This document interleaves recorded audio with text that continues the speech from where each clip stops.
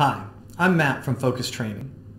It's always a little surprising to me when I talk to managers and people leaders in organizations who tell me that when they got moved into this role, whether it was for the first time or in a change of roles, that they received little or no training in the leadership skills required to do a good job. It's funny because most organizations don't skip over safety training, let's say, in a manufacturing environment, or skip sales training for their business development people. And yet, there is sometimes this assumption that people can just figure out how to lead others on their own or through experience. There's a real and significant cost to failing to develop leadership skills.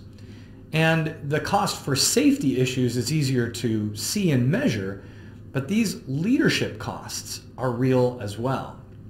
Let's talk about a few of those costs.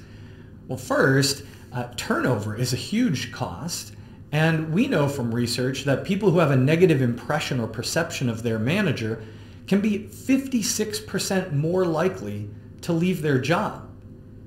What's the cost to your organization if you're experiencing 56% higher turnover than you otherwise would? It could cost a third of someone's salary to replace them. Those numbers start to add up really quickly if your managers and people leaders aren't effective. Or how about employee engagement? A lot of organizations are recognizing the importance of this key statistic. Folks with low engagement are more likely to leave, of course, but organizations with low employee engagement are also less productive and less profitable. Well, research suggests that up to 70% of your employee engagement score is the product of your managers' and leaders' efforts. So if they're not equipped to do well, you may be struggling in employee engagement when you don't need to be. What is that costing your organization?